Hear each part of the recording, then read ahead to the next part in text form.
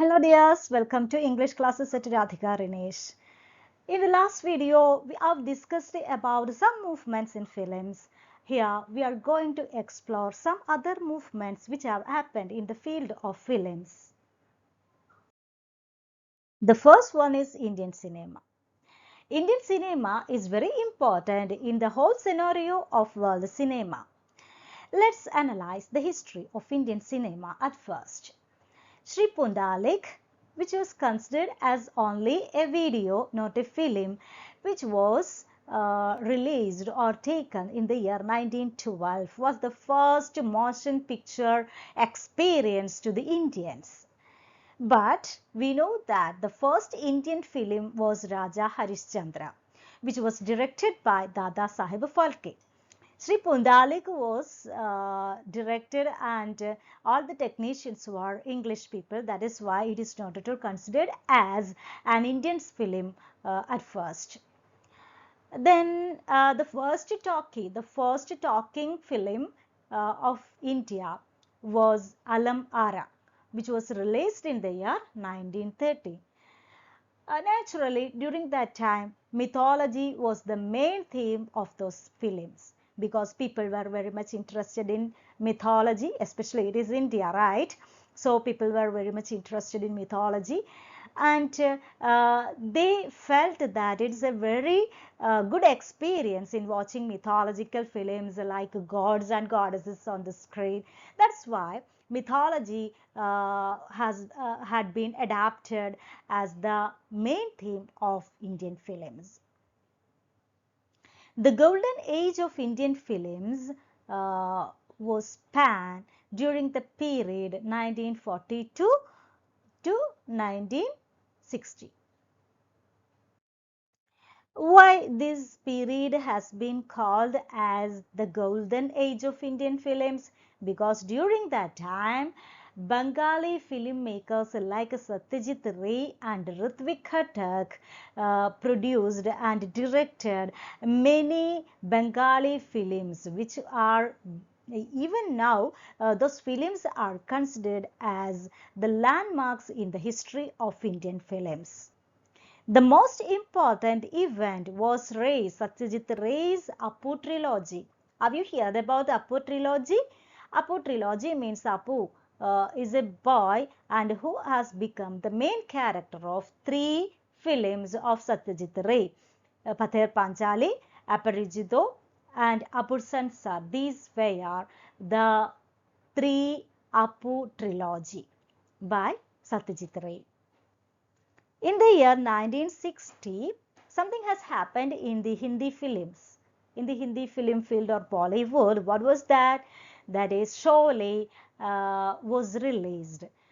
After the releasing of Sholay, a kind of Indian cinema like Indian masala movies were also born. Then comes some important Malayali film directors like Adur Gopalakrishnan, G. Aravindan and John Abraham. They have contributed much to the field of Indian cinema as well as the world films. Adur Gopalakrishnan's Elipatayam, Swayamvaram, Vidheyan were considered as masterpieces of Indian films. Even now, these films are winning so many awards.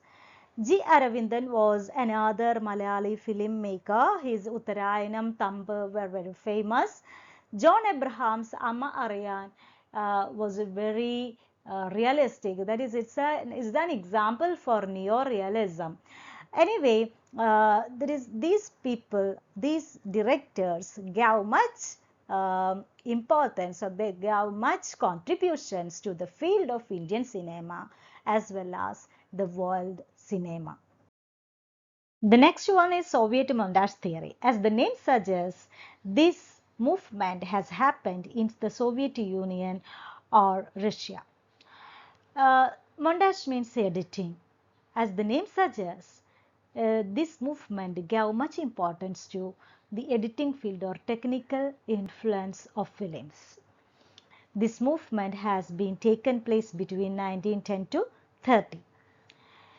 It was led by the Russian director Lev Kuleshov, who was a teacher at the Moscow Film School. Another wizard in this field was Sergei Einstein. He was also a very famous film director in Russia. They have formulated different kinds of editing. Around 4 kinds of editing were discussed by the proponents of the Soviet montage theory.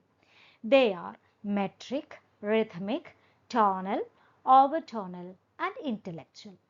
Metric means the number of shots they are editing together, they are combining together. Rhythmic means the number of shots are combining, scenes are combining together without considering any emotions. The emotions or scenes are not at all important in rhythmic kinds of editing.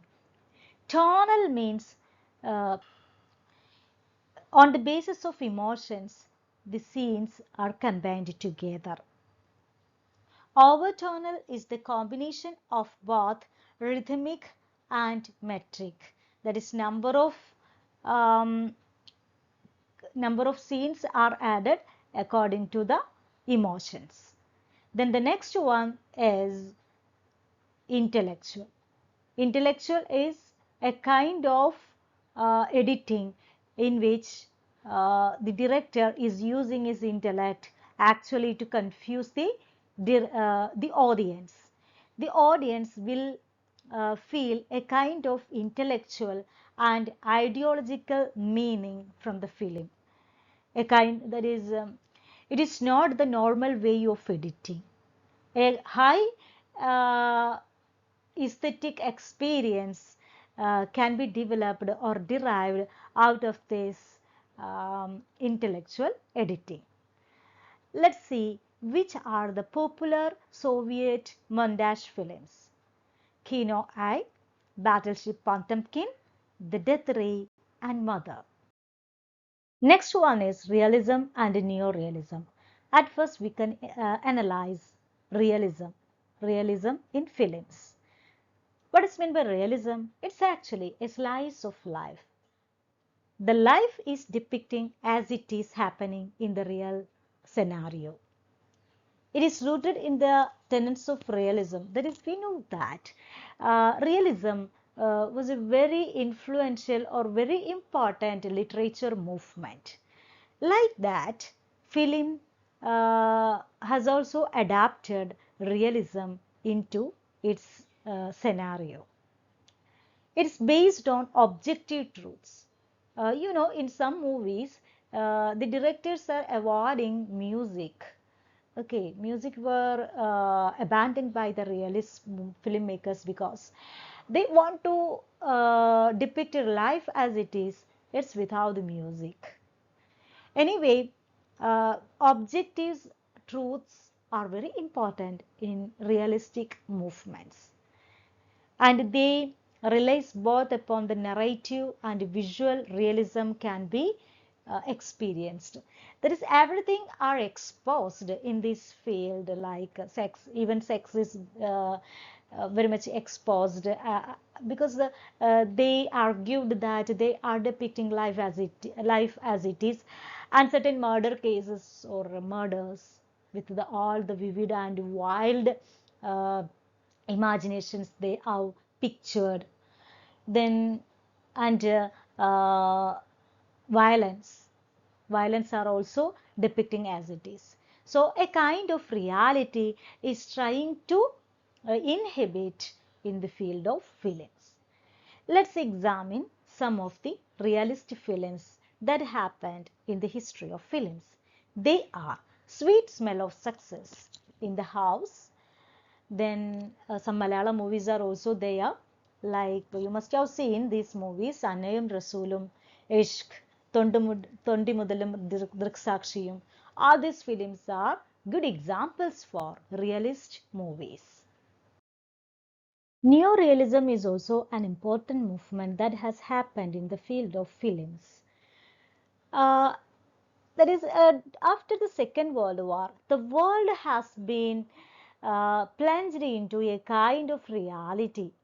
Till then, they are in the wings of imaginations, but the World War reminded the world a kind of originality or realistic feeling. After this, some the films and literature was also according to that, and they tried to depict the harsh realities caused by the Second World War. Naturally, these kinds of this movement spread or came into existence or flourished during 1950s. In India, we know Satyajit Ray's Appu trilogy, which depicted the hardships of a common family in India. And in France, Francois Truffaut's, uh, that is his The 400 Blows. These are examples for neo-realistic films. And at this moment, a kind of contemporary realism is evident in films with the releasing of Before series. Have you seen Before series? Before Sunrise, Before Sunset, and Before Midnight. All these films are examples for um, neo-realistic films, as they are depicting reality, that is a life realities. Anyway, these are examples for neo-realism in the field of films.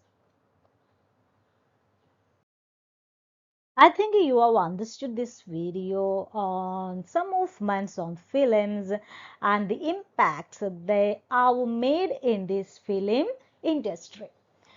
While you are listening to the video, take a notebook and write down what you have listened to.